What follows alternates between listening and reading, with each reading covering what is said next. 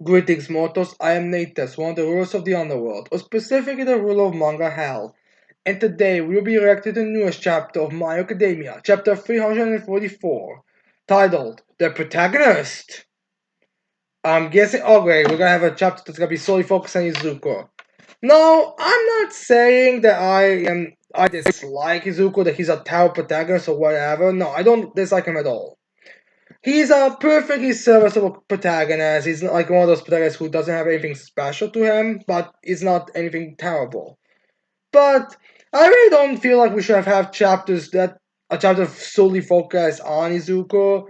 I mean, granted, this isn't Black Clover, so we're probably going to have like things other than just the protagonist focusing on him and Zuko. But you know, I'm not really the biggest fan of it. But what can you do, I suppose? Let's just get to the reaction. So, anyways, we start this chapter off with the night that we are our hero's goal is, as we have All Might explained to us, we know how to All For One operates quite well. As they have a bit of a narration back, US student dormitory prior to summoning of All For One. After Class A had returned from their search party, All Might and Tsukauchi came to discuss their final plan. It's almost like it's highly unlikely we'll be able to locate him during our search efforts. As in Kaminari, fun enough, actually responds with, Baku said that too. Asato then says, and now you'll come to tell us that again? Which might also be a reaction for the fan base. Like, okay, Baku already said that. Why must you remind us of that? Which is true. And then we have Minato be like, are you saying it's completely impossible? As Tsukuchi says, quite the contrary. It lines up with Eraserhead's plan perfectly. Oh, I'm guessing this chapter is also it's not focusing on just in Zuko. We also gotta get the plan explanation. So as then we have Oma be like, in order to draw out that cunning coward, we need to give him a sense of security. As then we have Bago is my word. All this searching and we still can't track you. Don't down. Stop messing with us and just die, you piece of trash. That's the vibe we want to give off, right? As Saracen says, that's what you got from it. Wait, but yeah, I feel like it's what Bo would be thinking on, anyways. Sensei Tsuguchi is saying, we are proceeding under the assumption that All For One is using search, and that is he's able to monitor out every move. As Midoriya-kun has only recently come back to us, we can use that against him. We want to show Midoriya's impatience and exhaustion. Show him that we are making one bad move after the other, and that everything is going according to his plan. So yeah, I guess not that, which is I guess that explains why they are going on searches and all that. And then we have a bit of a flashback with as always like as the one part responsible for class 1A, I have an idea. As they will have some unless it's saying Orisa had a position. It could exponentially boost the chances of Ayama-kun drawing out Ulfan from hiding voluntarily. As they will have Izuku starting to become a bit as like then Ayama-kun is as All Might nods as they have her Gaku will be like, I'm so glad. It was like, but don't you remember? As then we have Momo saying that Oyama-san's father said that if they even do as much as a lie, they would be killed. Oda must have a way to distinguish whether someone is lying or not. And besides, wouldn't that paint a target on the Oyama's family back? As we get a panel of Ama's father. As then we have, I'm guessing, Tsuruuchi or might be like, that's been taken care of. According to Oyama's parents, confession, the only way that Off-One is able to contact them is via audio. There's zero transmission through anything written. And I doubt that he has the time to confirm every fine detail with his many friends before he can make a move. This leads me to conclude that he has some way of disparaging the truth in real time as they talk. So I guess they are realizing that alright, One probably has a bunch of followers, so I'm sure they at least some of them could be used to get information that he needs or prove stuff. But yeah, I doubt he is able to do it. Plus the audio thing, but yeah. So then we have Tsukuchi Oma be like, and if there is absolutely no trace of lies in their voices, he will let his guard down and appear before us. As then a door is opening. Alright? As then we have Omega, come on! That's why in order to make Azar Kun's idea come true, fruition, he is needed. As we have Shinsu coming in his ninja stealth suit, like, yo, kinda. Well, he doesn't say anything, but he just like does this. So yeah, let's talk about his design. Kind of surprised it's not more Naruto like. It's a ninja, but it's more like a modern high tech ninja. Kind of makes me think it could be Kamen Rider, honestly, if you just add a bit more armor in it. But yeah, it's him, and it's pretty cool looking, honestly.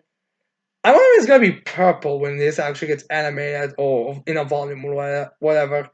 And then we have class one be like, Shinzo, that costume is wicked. So yeah, I was there. We have to be like, when I heard about the plan, I was surprised. It's because during the joint training model, you mentioned that you couldn't make people talk, which I guess what people were using to like debunk that it could be Shinzo. But then we have Shinzo Miya's with, well, a lot happened. You see, I was going to transfer over to the hero course in April, so I just throughout, I had to train hard to keep up with everyone. That's why I managed to push the limits of my quirk through training. Who would have thought it would be used like this?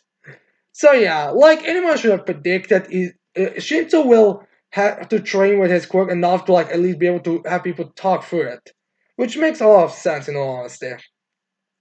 So anyways, then we have Shinzo saying, "I can do this," as he pulls out one of his scarves. He's like, "If I brainwash Oyama and his parents and make them talk, then my intentions and their emotions will not interfere with each other."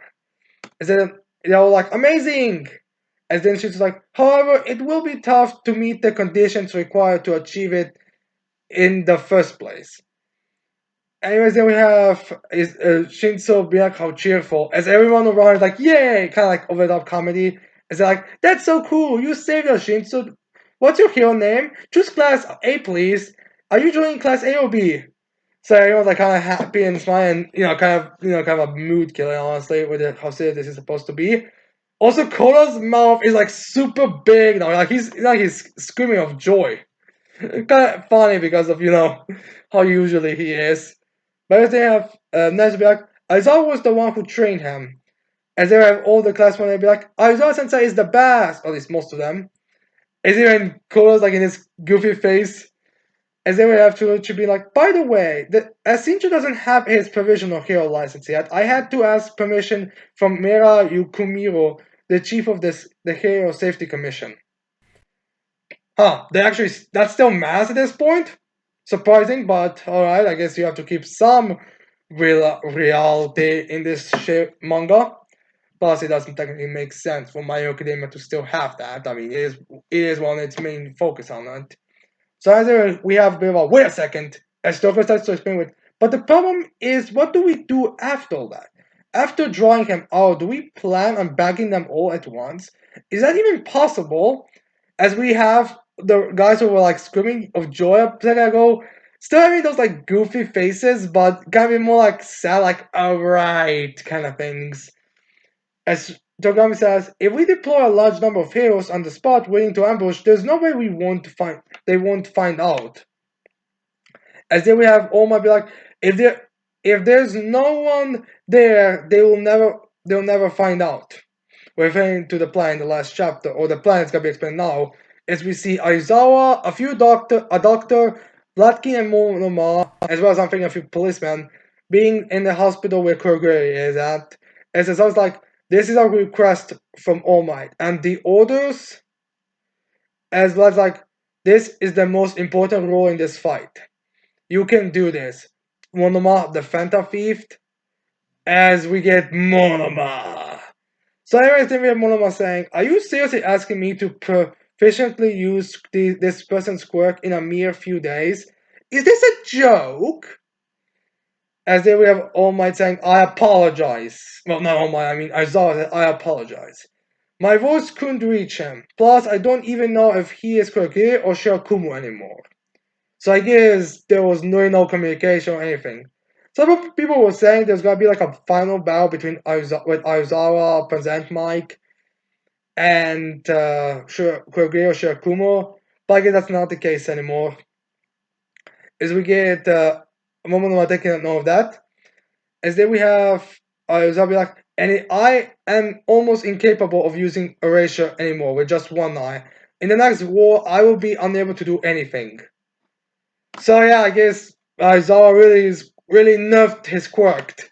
Because let's be real, okay, having his quirk on would be a bit of a problem for any villain. Plus, I feel like Eraser is one of those quirks that All for One would definitely want. So keeping someone whose quirk is weakened, not to mention, I think has a robotic leg now. Yeah, he has a robotic leg now. I think there'll be a lot of problems if All for One got his grubby hands on it. I wouldn't be surprised if that's exactly why he's not going to participate in the battle. But I'm not sure. I'm forgetting. I don't think he was in the pictures, so I don't think he is going to participate. As we have Mono be like, I heard that during the Jakusei incident, if it weren't for Razorhead, we would have faced utter and complete destruction. Yeah, that very much is the case. Like, honestly, it was like even with a Razor, so it wasn't much of a help. Like Endeavor and Iryuken, the giant dragon chick, were both on the floor with Shiraki mockingly standing over them. Like, if he actually had his work, those two would just be corpses when he was standing over them victoriously. So anyways, then we have Vladkin looking at Monoma because he's a student. And was like, you know what? I've been told my whole life you can't become a superhero with that quirk. That's the quirk of a side character. And then we have Vladkin putting his hand on Monoma's shoulder. He's like, Monoma, this plan, we will never work out without everyone's help.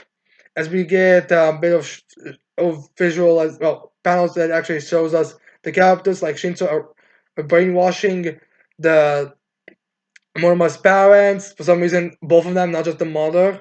Not sure why. As then we have Shinzo calling Ayama being brainwashed as he's responding to Shinzo and like, yes, good job, thumbs up. As then we have Lucky saying, there's no such thing as a side character. As Monoma controls his Kogi's smoke quirk. As then we have the final words of the flashback, like, you never were and you never will be. No, he's a side character in every stretch of imagination. And not only he's a side character, he's a side character who should die immediately. But yeah, I guess it's a nice, encouraging word to say to Monoma of all people. Alright, post in the comments below. Which one of these side, blonde, annoying characters do you think had a better moment? Monoma in this chapter or second in the Black Lotus chapter? Not which series is better, but which one do you think it hits better? Or works better here? So anyways, then we have Monoma with a bunch of heroes coming out of the portal. It's like kind of laughing back. Ha ha ha! Fixer... Fixerp? Is that supposed to be a battle cry, or is that some kind of like the voice that just comes when people enter the portal? Like, I'm forgetting if there was any kind of the thing. But anyways, then we have you are the protagonist. I guess that's like in saying it to Monoma in the flashback still. As then we see like a battle shot, we have Fat Gum as Endeavor and Miracle on top, which it looks like Miracle's hand is like twice, four, five, six, 5 times robot hand is 5 times bigger than her normal hand would be. Like, my God, that hand is ginormous. Then we see three of Endeavor's main sidekicks there, as well as Sun Eater, as well as Screaming the Top. As then we get a panel of all the villains and heroes coming out. Well, most of them. As they're all emerging. As then we have someone screaming, I'm guessing it's All Might or Tsukauchi, be like, just back that. He brought an army with him. All squads, get moving! As then All Might's like, if he isn't able to steal one for all, he'll no longer need to keep running and hiding. He intends to end it all here. As then we have Shingaraki surprisingly stable as he's on the floor, touching it a bit. As he's touching it, he's like, As then Shigaraki's like, Darby. As then Darby's like, don't tell me what to do, leader. Though I didn't think I'll meet you here, my dear father. Shall I start with your allies' cremation? As it never gets there serious, as then Darby starts throwing his fire as he sends the fire, and then a giant, massive iceberg with massive blue flame hit each other. And this is so massive that like it's well, 5 times bigger than buildings. As then we see those black holes kind of absorbing that impact, so not anyone's gonna be knocked out from it. As Darby's like, ha ha ha ha! As fire is coming from his mouth, he's like, as they were shot to scream out, he's like, as if I'll let you stupid big brother there. As we have Shoto, Sero, Bakugo, Teida, Sato, Ojiro, Ochako, Tsuyo, Kirishima, all emerging format, and one other guy who I can't really tell specifically which one from Class 1 it is, but I'm guessing that all of them are there. As we have Darby screaming out, Shoto! Doing the endeavor here, everyone. As then we have all for one saying, all these insects crawling around. Do they plan on finding it out in close quarters here? I guess it's questionable because I mean they literally said that in a fight with everyone there, like with All for One, Darby, All for One, Shiraki together, plus with Darby's flames, it's practically death sentence. So, anyways, then we have All for One, well, All Might saying, System Joy on! As then we have the place that all in, like starting to emerge from around the villains, I'm guessing. As they like a bunch of steel, bunch of metal is like coming from the ground, entrapping All for One, Shigaraki, whose eyes seem to went completely white, entrapping Toga, entrapping Darby is like a cage. As all the villains are grouped up in these like giant cages, as Darby's probably being the one saying here, "Are you kidding me?" Which is true. Like, even if no one from the Nomus or the other villains is able to break it, Darby and Shiraki and All for One, definitely Shiraki can break through these cages. Is they have All for One thinking to himself, he must know we can break through these in a matter of seconds. Why put all this effort into it? That's it. I see what the All Might's plan was now. As no, it is true. Like All for One basically said, wait, there is no way they could be. Wait, why would you waste your time on cages? And I guess now All for One figure out his plan. So, anyways, then we have Chuluchi like, we can do this, All Might, this time surely. It's almost like, yeah. And then we have, this is the plan that you and I, as well as everyone, worked so hard to achieve. It has to work out. We tried to bring him down once before. Your stomach was destroyed back then, but you are still alive. So am I. This time, for sure, All Might. It's almost like, yeah. Branch away from UA. Branch away Chore as well. All of this is not necessary for the plan. Build up his confidence. Drag him out then. As then we have saying, fixer everyone. Everyone, no. Imprison them. As then we have all before saying all of this just to split us up. As the chapter ends with, did it work? I'm guessing it'll probably work, but I could easily see there being some kind of plot twist where it's not actually all that smart idea. So yeah, this is the end of the chapter. So this chapter, surprisingly enough, didn't actually focus on Izuku. Like Izuku is more like just appears a few times and maybe says like one thing, but surprisingly enough, it's not about him. Shocking, but I guess a good thing that we don't have too much Izuku in this chapter. So yeah, this chapter is mostly just explaining the plan and getting the villains to separate, which I am a bit curious if that's actually gonna be the thing. Also, for some reason, there's like a bunch of rubble flying around off one, so I'm gonna have to question if that is supposed to mean anything. But yeah, we'll see if this is gonna work. I feel like it might work. Like, I don't see exactly why this wouldn't work specifically, but I could easily see there being like a bit of a change. I mean, this is gonna be broken out. Like they say, these sketches are gonna be broken in a few seconds. But at that point, they're all gonna be split up, which kind of reminds me of the first time in the USJ arc where where the students were split up. So I do wonder if we're gonna have like something like that when like all the students and the heroes are gonna be split up into teams, which makes me think I should probably have checked to see exactly. I probably will next time, maybe later. I don't know. I'll check to see at some point how they will split up. But yeah, it's kind of funny how this is kind of like how this is going. So yeah, a point I should mention is that we actually don't see Spinner anywhere in this chapter as well.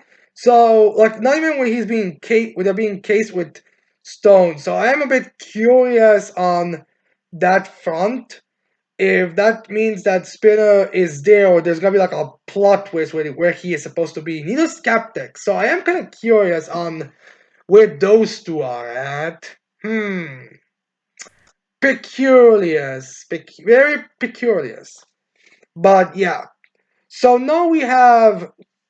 Oh, so I'm guessing the next couple chapters. I'm guessing they're actually gonna be fightings and potentially some kind of despair counterattack from the villains to kind of show off just how okay, it wasn't just big talk and no action. It was actually meant like, oh yeah, off one, he had plans. Like he may this might have trapped him and put him in a loop, but he has backups for it, or at least he was playing on something else as well.